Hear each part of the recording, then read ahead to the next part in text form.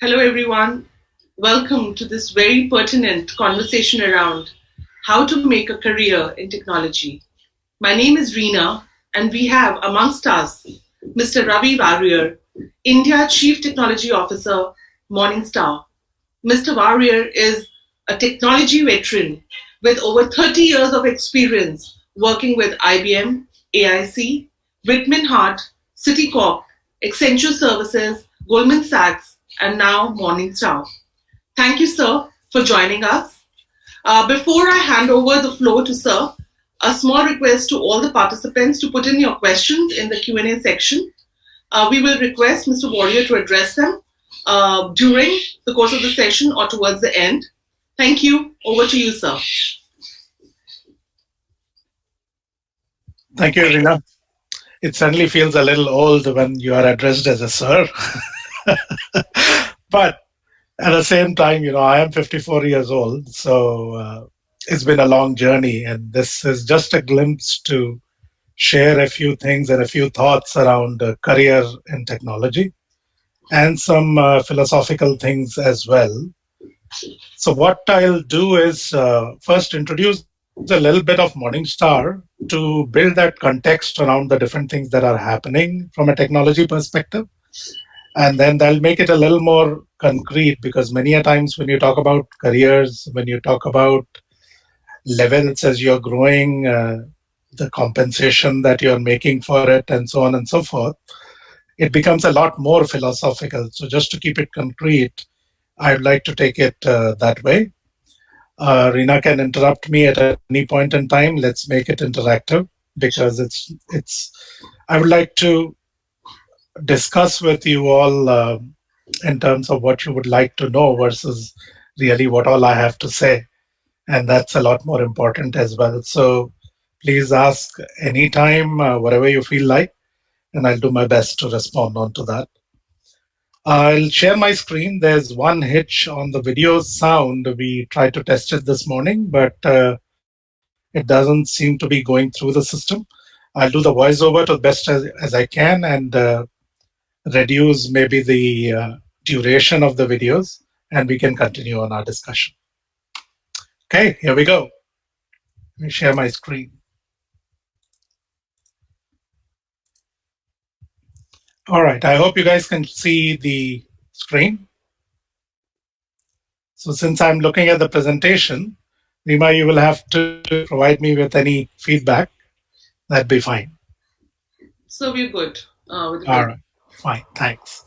So Morningstar is a 35-year-old organization headquartered in Chicago. We are in 23 countries with 8,000 plus people, 2,000 odd in India right now between Mumbai and Gurgaon. And our key mission is to empower investor success.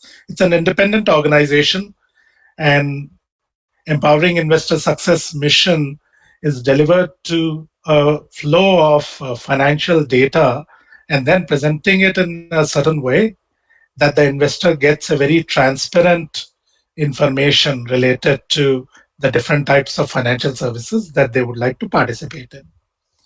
So you have to collect a lot of data. You have to do a lot of research on the financial data, as well as carry out a lot of financial modeling, if I were to say the three pillars on which we work on. So collections would include all the financial services type of documents, which includes financial filing that every exchange listed company has to do on a periodic basis, quarterly or year-end filings, and so on and so forth. So we have to glean and collect information from all of these areas. Then we also look at collecting information from pre-IPO data, and we see a lot of convergence coming in between these type of companies who would then be listed into the stock exchanges and then go into the post IPO, which is more regulated, and this is also carried out within the firm. So this is the first video because we probably cannot hear the actual sound. So the key part is that if you take a look at the document that will be shown over here, this is one of the examples, and from which you collect a lot of different type of data and various types of tables in which you do it. Some of them are portrait, some of them are landscape, and so on and so forth. And you have to go ahead and collect the data from it.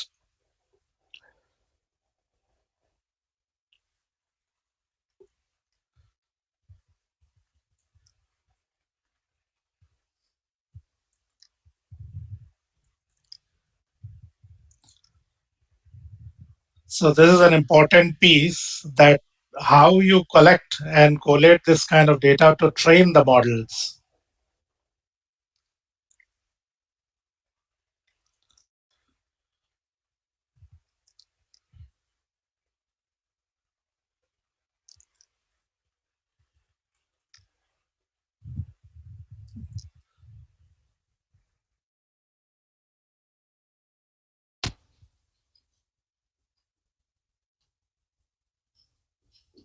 So this is the entire process of how the entire the AI related modeling. So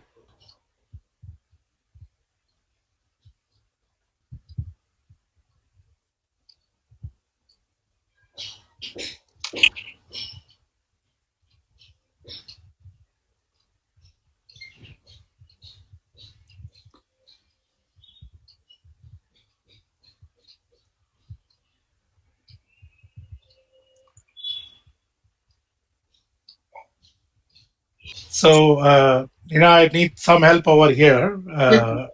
So the key points that I'd like to highlight is the complexity in the collection activity, and how both engineering as well as machine learning are employed to make sure that we can carry that out. We will continue to delve deeper into the careers and the technology theme with one of these things as the backdrop that highlights both the newer tool sets, the engineering mindset, deployment on the cloud, and so on and so forth. So, a quick look at our products and services. We are providing products for personal solutions, individuals, strategic solutions, and professional solutions. So I'll just quickly zoom through some of these. We also build indexes like we have Sensex and Nifty. There are very, very specialized indexes, including environment, social, governance, that we have created, that we have started to use. People are interested in knowing how green organizations are, and how are they managing their social responsibilities, etc. So other than financial indicators, we are also looking at some of these things a lot broadly. And then you can have retirement managers, you have fiduciary services, planning. And for professionals, we have credit rating agencies as well, like CRISIL in India, Moody's, Standard and Poor, and so on. So we are the number fourth in the world.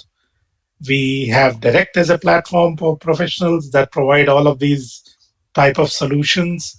We have a pre-IPO platform, which now converges into post-IPO, called PitchBook. So that's a Morningstar company, an ESG organization, Sustainalytics, that provides ESG centric ratings, which also feeds back into our indexes. We have Advisor Workstation that supports independent wealth managers, and it's also being sold in India as well. Finametrica, planning solutions, and so on and so forth.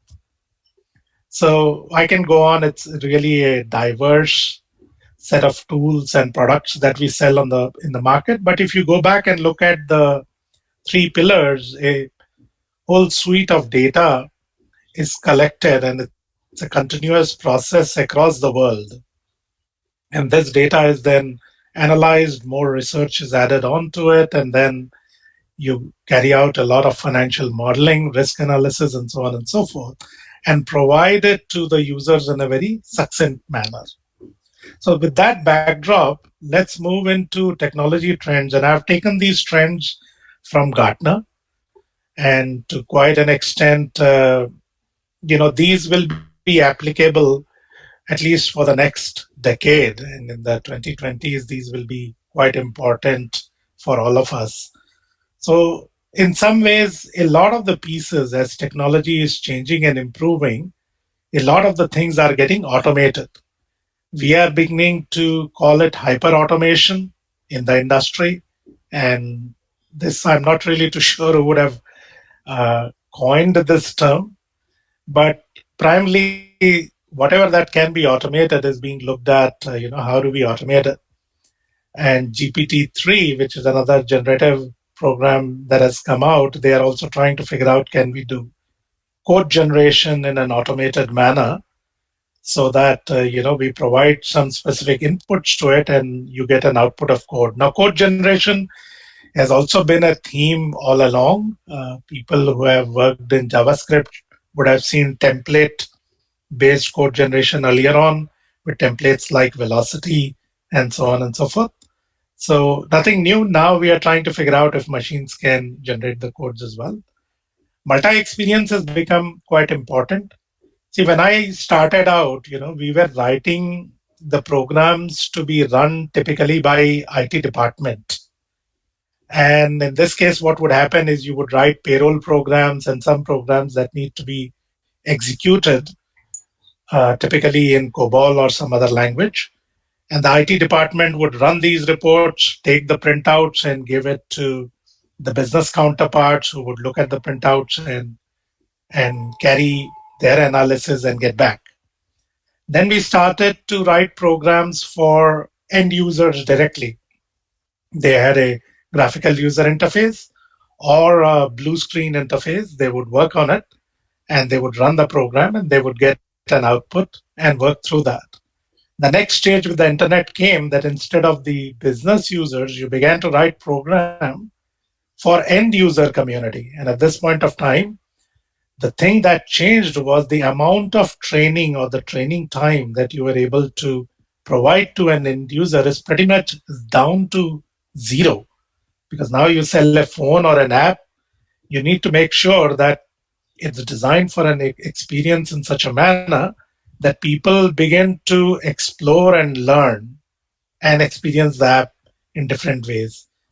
Then have come the sensors, the haptic feedbacks, the augmented reality, virtual reality type of themes, and you begin to add from the character based interface to conversational interface to voice based interface and so on and so forth, starting to enter the multi experience zone. The next set that gets added on to this is that you begin to program not only for this end user, but also for the devices. Now, these devices could be your sensors, your monitoring devices that could be running in there. Now, we were coding for devices earlier on also, but this code will basically train, say, a factory robot who would pick up and perform 10 different tasks. And that factory robot was really not as intelligent, but it was almost like a computer numeric controlled or a CNC machine that would go ahead and run a factory automation. And this was being done even 30 years ago. Now it's just become a lot more faster and the scale has increased quite a bit. So you had various interfacing cards from GE, Fanuc, Maricom, and so on, that you would load those programs typically written in something called a ladder logic. And that machine would continue to provide the same thing over and over again. Today, the machine would also have a vision-based capabilities and decisioning capabilities so that you could even put a probabilistic model loaded onto this end system, and then that could take a decision also using this kind of a probabilistic model and move things along a lot more. So that's how the experience and the flow has changed over the last 30 years, and the programming also has to be designed in a similar manner. Distributed cloud is an interesting theme. Distributed programming in itself is very, very hard. And we have been trying to deal that as scaling is improving and beginning to move from our own data centers onto a third-party data center, and now from a third-party data center and them managing it to the data centers where we are not really bothered about how the machine is being run, executed, or what part of a hardware machine that we get. We are still interested in which region of the globe we would be carrying that activity out for two reasons. Number one, it's for compliance, because many of the geographic areas still would like to make sure that the data transfer in that region happens in a particular way. Second is the latency. Today, so if you look at the performance of any system, the closer you are to your user, the network latency or the hops through which a TCP/IP network will go through will be closer. Hence, we are also using CDNs to deliver local content that gets created in one place, but cached copies of that is available around the globe, and so that you can quickly pick it up. So the slowest part today of any ecosystem is the network latency. Next, of course, comes the hard disk and the databases. And finally, your compute, which is becoming more and more faster because of the central processing units being augmented by graphical processing units. And these graphical processing units are able to carry out matrix based calculations very, very fast and in a parallel manner, so that they can have a lot of cores, as they are called, which means each core is like a processor that will calculate or compute something very fast and then give you back the result. So compute is becoming much better. Still, we have to design something appropriately that can be run in a compute mode in a certain way, and then it can be aggregated together. With this compute getting better, human augmentation is also started, and we typically put this under the machine learning and artificial intelligence umbrella, but there's a lot more to it along with machine learning and AI umbrella, which would be probably 10% of 20% of your whole pipeline and whole flow. So Sir, any, yeah, before we proceed, can I ask you a question? sure, go ahead. With all these technological advancements that you just spoke about, for an existing technology professional, what is your advice on the existing educational platforms that one can access to really upgrade their knowledge and their skill set around these new things that are building up? Right. So, like I said, very good question there, and this whole discussion will continue to answer that question as best as I can. So when I started out, it was very, very difficult even to get books. So at that point of time, I still thank Manish Gupta from Delhi. I was studying in BHU along with him. And I got my first job in a software company thanks to him and our joint project in building an expert system to design the distribution network or electrical distribution network of an area. Now, expert system 30 plus years ago and artificial intelligence were still there. It's not that it's totally new. Yeah. However, newer techniques are emerging as we see that system and data becomes more available and the performance become a lot more better. So these principles have been existing for quite some time. Now it's becoming a lot more democratized. So we were able to procure a Turbo Prolog compiler and be able to do, because in that university, some of the things were actually available for us to carry that out. And now it's available in every nook and cranny of India where internet is possible. To that extent, the key thing that people will have to do is really prioritize their time and focus on something for a certain period of time so that they build out a reasonable expertise along with whatever they are doing. And then they seek out ways to apply that. So cheaper platforms like Udemy are available with a lot of courses that you can pick up. I have personally done courses from both Udemy, from Coursera as well. You can also audit the course if you don't feel like paying for it, but definitely contribute some back. They are creating very high quality courses. There are various other uh, education institutions in India as well that also provide very personalized attention. So if you can spend some more money, please go ahead and invest in yourself. It is very, very important to continue to do that and find time to do it and stick to it for a certain period of time. Now, even early release books are becoming available in O'Reilly and Manning, that as the authors write, they are publishing their books upfront. So you are actually getting something which is really in the speed of now, the information in the speed of now. I'm fine with YouTube based learning if you can actually get some key people who you like. But many a times the structuring and the thought that has gone into the structuring is a little more difficult, and you have to value your time a lot. So many a times, if you're trying to save money, YouTube is also a good option, but then balance it out with the amount of time that you would spend on it.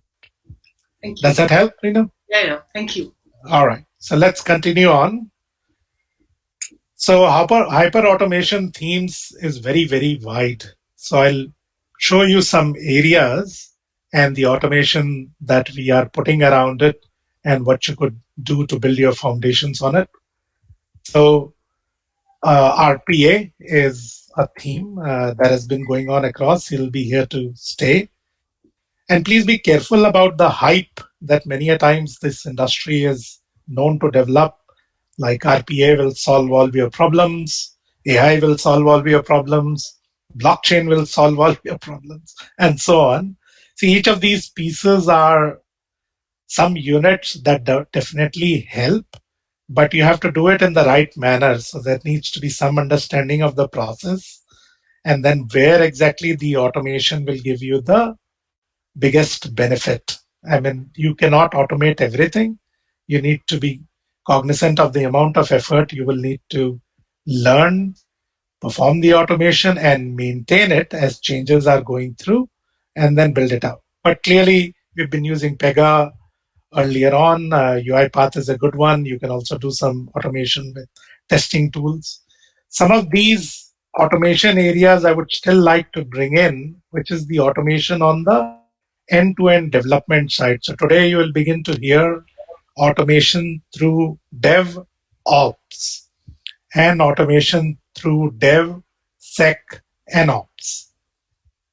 So what it actually means is that you are taking the development cycle, you are able to compile and aggregate all the programs that have been built by various developers around the globe.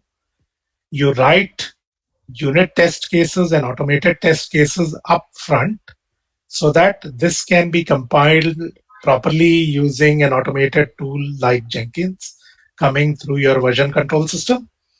And you also apply the security checks automatically, like checkmarks is what we use, but any other tools can be used because InfoSec is also becoming very, very important. And this becomes a lot more continuous process because many a times we run into issues when we combine the development bases of different parts of the organization sometimes, or even within a team through different developers. So that continuous automation comes in and becomes very important to take care of that. I would also like to highlight some themes around software engineers today. They also have to deal with the complexity of the infrastructure, and you have to slowly build at least an intuition behind why each of these pieces are being used. And this is where DevOps, DevSecOps type of automation themes come in. It is not some other team's responsibility, but as we are building applications, we have to build sometimes skills around these areas and sometimes also the flow part, because whenever the alerts that a system will generate, because something definitely goes wrong, and when we are building distributed systems, things like those do happen. So we have to design and build for them. Now, some of the themes that we are using are around Intuitive, VictorOps, alert systems, Splunks for aggregating the logging and analyzing them, and so on and so forth. So with that, we move in from an automation into the multi-experience careers perspective. Here, the JavaScript has really created a name for itself, and the foundation has done well. The European agency ECMA continues to provide adequate guidance in bringing out new versions of the scripting standards. And the browser models and the whole HTML standards have also increased quite a bit, that the front end has been taken over. This we have to start to supplement by understanding a little bit of design as well. I'll probably just skip through this video a little bit, but it's also about a minute video in terms of the design.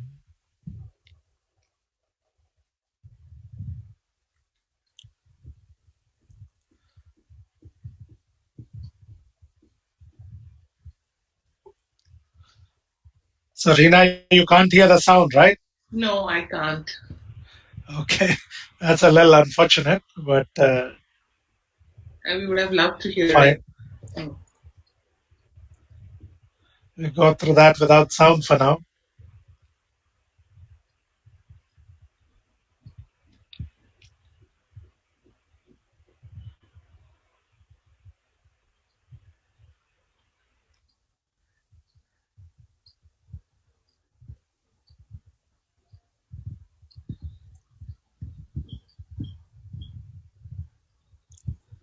So sorry about the sound part again. That makes it a lot more better. For us, the design pillar is extremely important. So the three pillars that we talk about is design, our financial products, and technology together.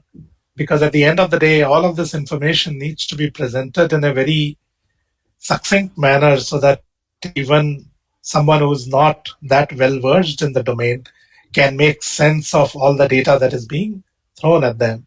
So that's one of the key reasons why, as you're specializing, say, in front end centric activity and you build your expertise on, say, a JavaScript and functional programming and making that efficient and understand the elements, think about the design aspects as well, the colors, the standards that are coming together. It'll be a lot more fun.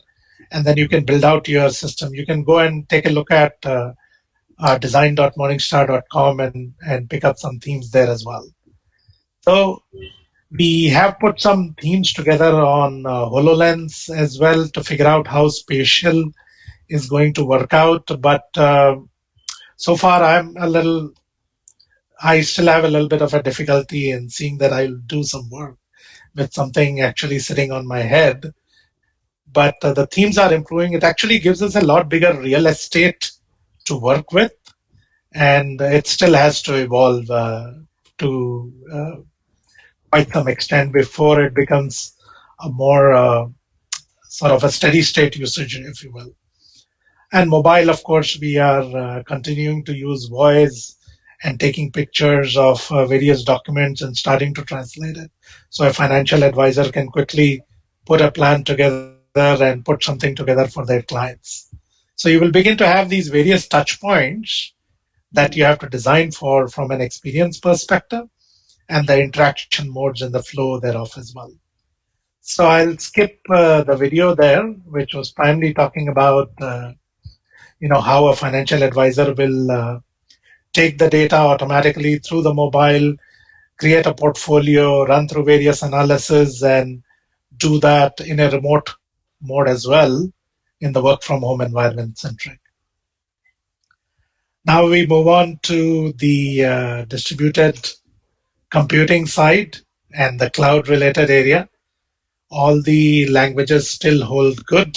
Java, JavaScript, C Sharp. Here, please focus on the fundamentals and learning them in depth. Messaging is becoming important. The design of APIs and serverless also coming together. Serverless has also evolved over time. We have quite a few systems going in there, but there's also the cost element and how do you control that. So we balance that out with a lot of containers still going strong at the moment. From a backend perspective, Python is also picking up, although from a speed perspective, a compiled language is still good. Data has really evolved to quite an extent. I started out with file-based systems, like I talked about on COBOL-centric file processing themes. Moved on to relational data management systems. Our document DBs will get a lot more popular because when we were designing multi-million lines of products back in the 90s and 80s, you used to use a database, a data structure, and keep reserved words so that the next version of the product that you would take out, you will pick that area of the reserved word and give it a variable name so that you could utilize it and not break anything else in your product. Today, you can use document centric style using a JSON centric theme where you can add in.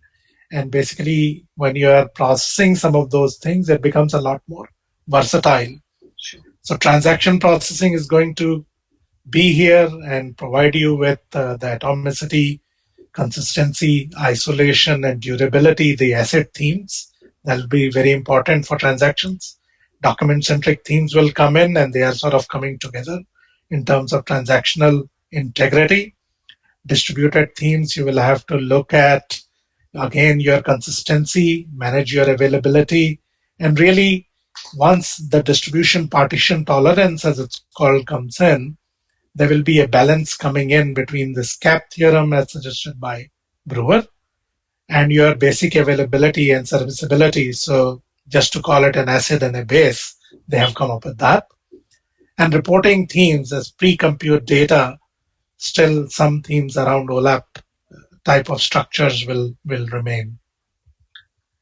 So, And what we, yeah. no, I just, sorry, I couldn't hold myself to ask you this question. Yeah, that's not a problem. I mean, it's important to ask a actually. passionate space, and the world's really moving at a neck-breaking speed. Yeah. With this huge transition from the conventional way of working to the AI-based tools, augmentation, computing. How do you foresee a transition in the conventional jobs? And clearly,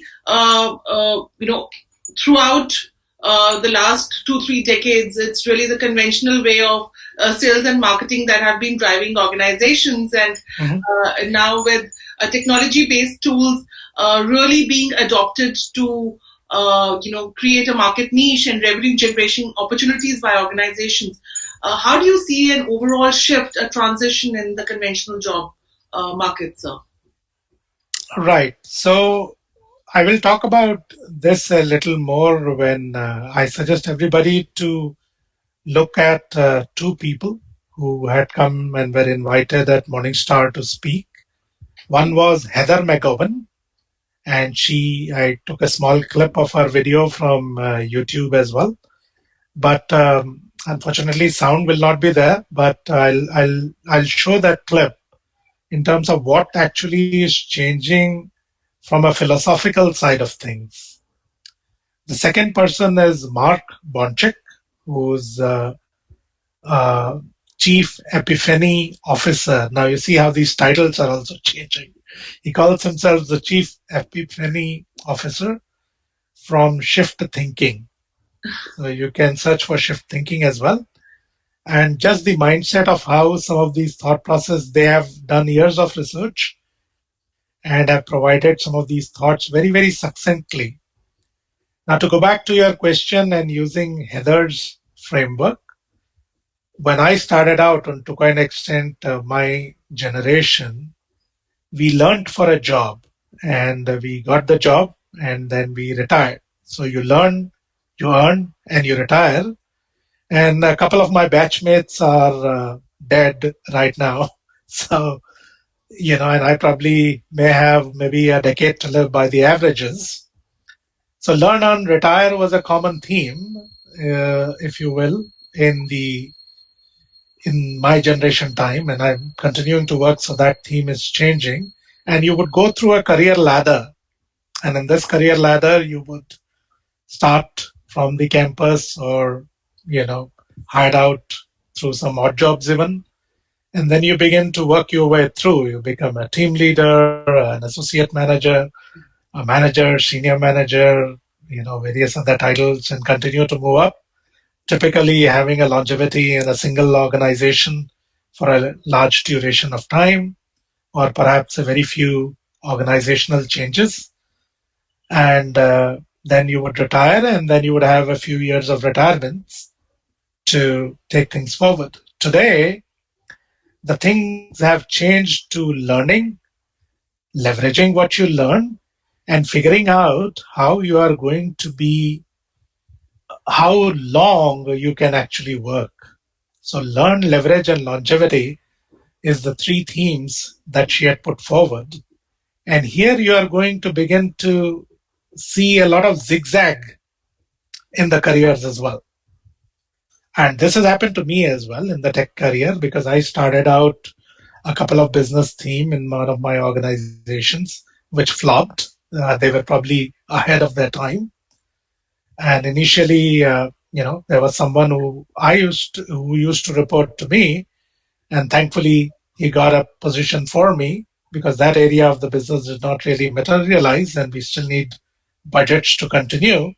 And I was happy to report to him and continue on my longevity journey.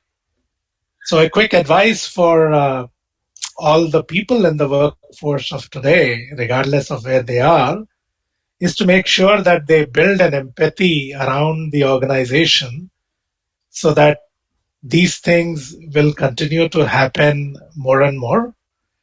And at that point of time, it'll be great if you are prepared to work with maybe a junior, perhaps even a couple of levels below you in the current organizational pecking order, if you will, that could give you a job, a few years down the road. So that's one theme, from moving from learning, earning, and retiring to learning, leveraging, and building your longevity. The second theme is around the tech-centric pieces and things that are changing and utilizing. A good thing that has been done by a lot of tech companies and that is being leveraged across is quite a few of these things are hidden because you don't even know how much of this tech your phone uses today. And for example, we provide the application where you basically are on a screen share with your client, and the advisor can take a picture on their mobile and get the data in. The data gets automatically parsed, and then he can create quick models around it. Now that the person doesn't need to know that behind the scenes there is AI involved, which is actually helping in identifying that text, processing it, and where it's being processed. So some of these things will be a little more seamless. Building some intuition around it will be good for the end user community, and they would be fine. The key part for us is really to continue to still question if we are looking at some more esoteric themes, like, for example, today the recommender systems can push us along in a certain direction. So if you begin to watch a YouTube channel of some sort, you will begin to build a mindset around that particular theme, around that particular channel. So this is being used by marketers to plow through social engineering and try to utilize that quite a lot. And this is very, very real, actually, once mindset does get programmed. So all the users need to preserve their judgment in certain ways and try to begin to look at the information, processed or otherwise, in different shapes or form to make sure that they are getting different points of view and they are able to make a balanced judgment call. They cannot totally give out the judgment call onto the compute and onto the machine.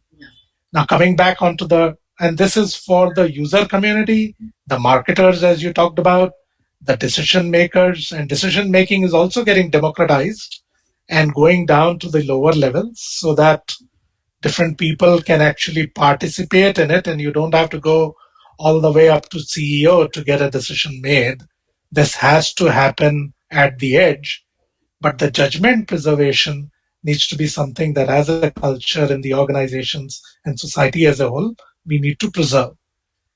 Now, coming on to the tech community and the tech careers path, again, the same thing holds because there's quite a lot of hype that we build out as software product providers, specifically the platform providers. Like I said earlier, this will just be a part of the application suite, 10 to 20%, where highly specialized skills would be used.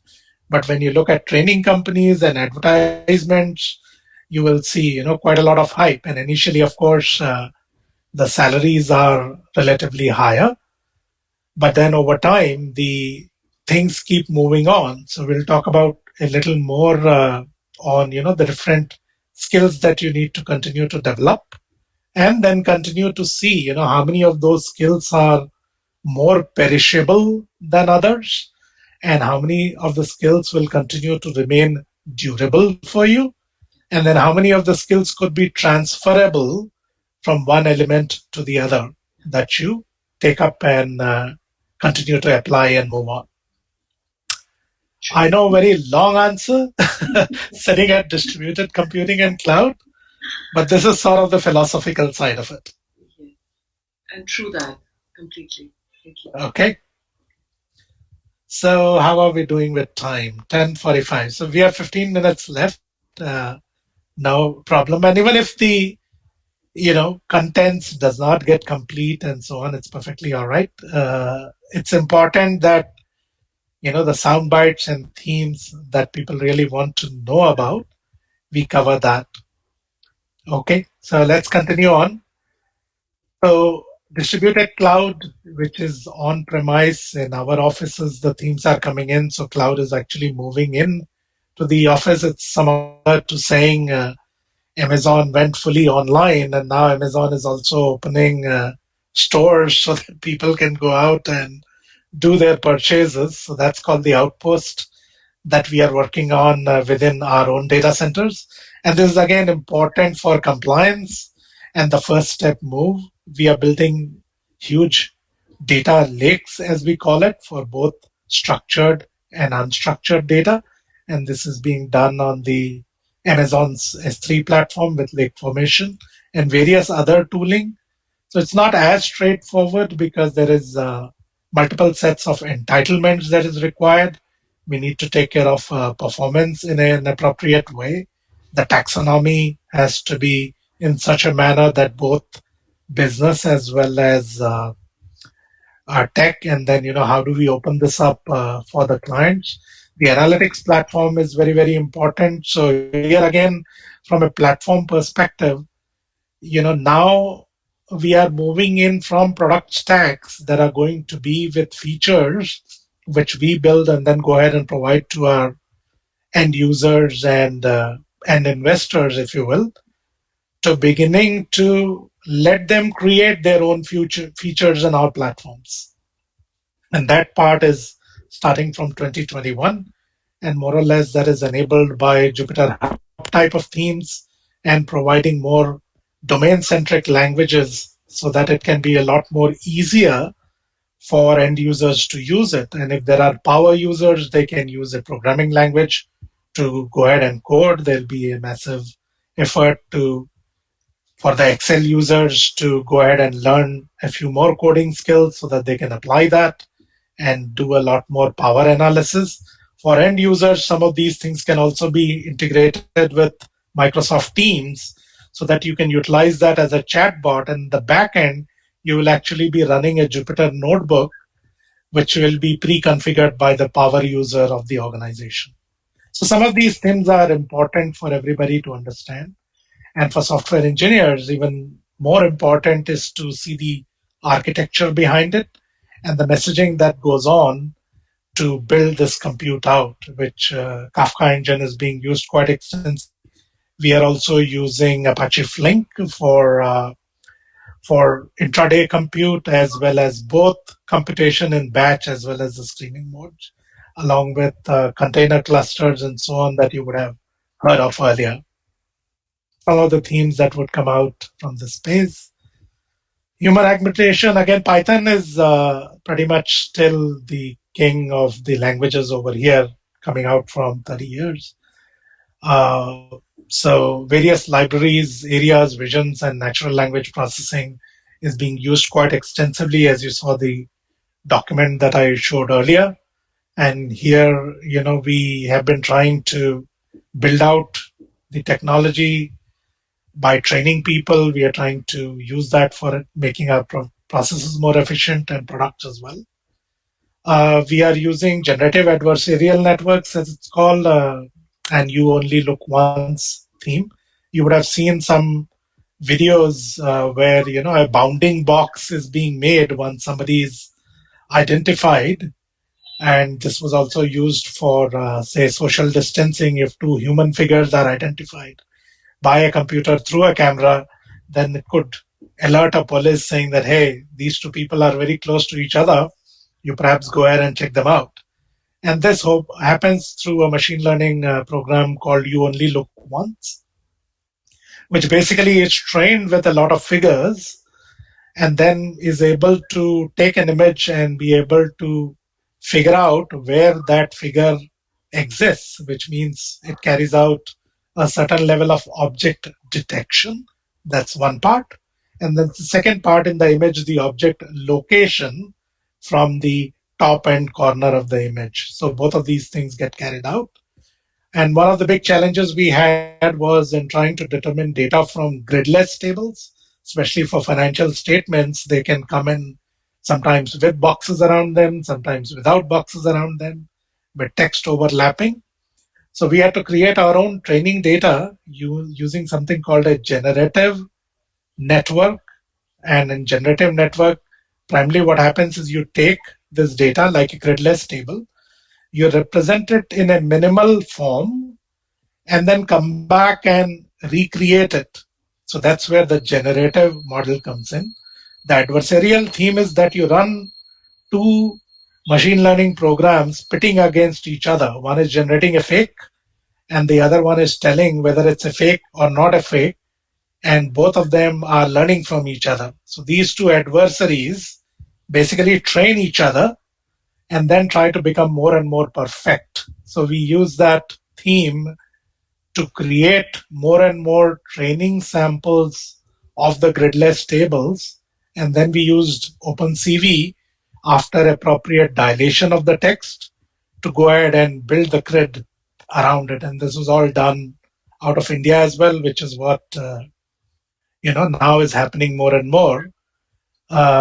So that people initially used to come to India for services primarily to reduce costs, which continues to remain important from a business point of view. Today, they are also looking at India providing some more thought leadership around each of these areas. So we need to build that out and put that out as well. So all of the themes that you see on this slide, the hackathons, we did one recently with IIT Bombay for smart UI. Essentially, the whole idea was that, look, if a designer has created a screen and given you an image of that screen, can you use various tools, including machine learning or otherwise, and create out or generate the code for HTML widgets? And the teams from various areas did very, very well, including one team from Bombay itself and one from Chandigarh as well. And it was very well participated. So, how do we grow in our career? See, this is what I talked about in terms of education, career, and retiring. So I can't play the sound again, but the the slide is self-explanatory. Please look at www.heathermcgowan.com. It's very, very relevant. So if I can move a little ahead, I'll probably try to do the voiceover.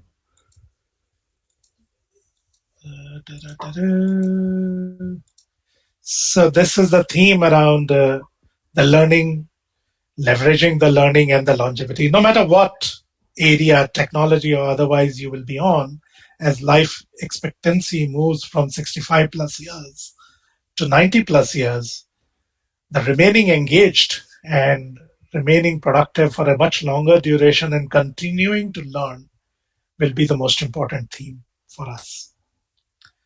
So you can watch this piece out. And this is again a very important theme for us. Our titles and whatever I'm called today, probably a few years from now, somebody else will definitely be playing that role. And hopefully I would be supporting them because definitely would want to retire in some ways, if you will. Can't use the word retire anymore. But with Morningstar Identities, these identities for us used to be externally validated. There is still quite a lot of problem, specifically in an Indian context, where the titles somehow matter quite a bit, both to the family and the social circles where we are. Whereas now we are going to move where we are working in order to continuously learn. And that'll become more and more important as there is a lot more abundance. Anybody can go out and buy a car today. It doesn't really, you don't have to be an executive, which used to be the case. And in my father's time, even if you were an executive, you probably could not afford a car or let alone the petrol in it. Now, petrol, I don't know whether we can afford or not, but thankfully the electric cars are coming as well. But our identities are going to be more and more internally validated as we go forward in terms of the expertise that we are going to be building out and the value that we are going to be bringing to any organization. So with that, I will move ahead. And let's Since we see. are on this theme, Ravi, can I ask you another question? If I Yeah, sure. uh, so of course we're talking about learning to be the key, and of course that's how the next gen will have to be ready. So what do you in your view how do you anticipate changes to our current education system to really make the next gen really technology ready, and you know uh, and I'm really talking about the first ladder of K to 12 that you showed in the Heather video just a minute ago. Uh, what is your view, and what is your how do you foresee the change in the education system being brought in, and especially in India? Yeah, I think things are going in a very, very positive direction, though a lot more can always be done from an educational perspective.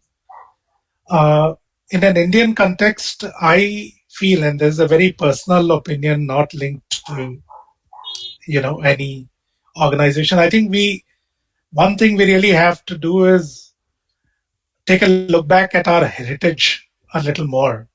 I mean, it's got nothing to do with religion per se, but this subcontinent has had a very, very rich heritage, which has been really under uh, siege, if you will, to quite an extent for many years. And we have to somehow bring that back. And that heritage has been of questioning, discussions, and not a lot more about one way mode that things have moved on to. And slowly these themes are changing. So that's, if I look at it from a philosophical perspective, that encouragement of ensuring that things are not just one way, and the students are also, equal participants as what we are seeing in some of the areas. Nowadays, when you're going to go ahead and present something, and this is why I want this session also to be a lot more interactive, because that's what social media and other things are. I mean, somebody would initially come in and give a talk to an audience, but today the audience needs to come back and ask those questions at any point in time. And this is what the schools have to do to start with. The second piece is the curriculum itself. I think there's quite a few changes that have been brought in this year by the present government, which is very welcome. There will be a lot more, I wouldn't say industry participation, but more professional centric themes which we can learn from Germany and bring that down to the K 12 level as well. Specifically, post your, say, 10th grade, you could potentially be doing different things, which is also started within India, which is also very, very good. And learning how to learn will become a lot more important. Unfortunately, there's still quite a bit of scarcity mentality, and then the importance of marks and the whole Yeah. theme around excelling through memory centric activities are also out there, but work is being done to make it a lot more broader, and I think the signs are all positive that we are in the right direction, and we will be able to build out and bring some more of these things at the K-12 level as well. And that'll be very, very important. And the steps that are being taken now would be a lot more game changer as we move forward in that direction. Thank you. Thank you, Ravi. So from K-12, we talked a lot about the technology, and suddenly, then the talk comes, okay, we have been used to, uh, organizational ladders, and they will be there for a certain amount of structure anyway, because you need to have an effective setup to run the teams. So, from a management perspective, the very first and the most important thing will be to establish an environment of trust. And this trust basically needs to be with the local people that we are working with. And this is probably one of the reasons that I got a longevity in my job when my business failed. Business in the sense, business within the same organization. I was too gung ho on blockchain at a certain point in time where the technology was not ready. So obviously, it flunked. Yet at the same time, I got enough opportunities to do different things as well. And at that point in time, at one point in time in my career, I was running sort of teams of thousands of people. And at other point of time, I had just, say, three people reporting into me. So that environment of trust helped in the longevity, and it also helps in terms of being a little more transparent and open than ever before. The agile themes are definitely there. How do you estimate? How do you manage the capacity? And how do you basically keep things growing? The only thing I don't like about agile is the concept of continuous sprinting. And that point in time, we have to take a step back and ensure as managers that we are giving time for people to think. And there should be some think sprints, some look ahead sprints, some of those themes that should still be planned into it. If you are just going to be continually sprinting on one feature after the other, somewhere around the way, there will be some burnout, and you have to plan for an appropriate slack in the system. So that will require some slick management to convince the business with appropriate communication and collaboration. So those pieces will still remain for the management side to go ahead and do. Yet at the same time, I would still have, based upon the expertise, sometimes a principal software engineer could potentially be making a lot more money based upon the skill sets required than the manager. So it's not going to be a only manager track or a director or a senior director, managing director, this or that. You could be having a technology fellow or a senior software engineer making more money. So the compensation may get a little more delinked, and the manager needs to be quite comfortable that some of their team members could potentially be making a lot more money than themselves as well. So that's a mindset shift that needs to take place. And finally, the look ahead aspect doesn't go away. I mean, just continually identifying the risk, what could go wrong 3 months, 6 months, 9 months down the road, and help that it doesn't become an issue with appropriate mitigation actions and have your contingency plans ready. So, all of those things from a soft skill perspective, estimation planning, building people will remain. And sometimes, from a tech perspective, you have to save some of your time to keep the things going and make sure you are also learning about technology. So to keep some of that time ready, because you may want to take a couple of steps laterally or even backwards to do some other things, and perhaps a few years down the road, get back into management.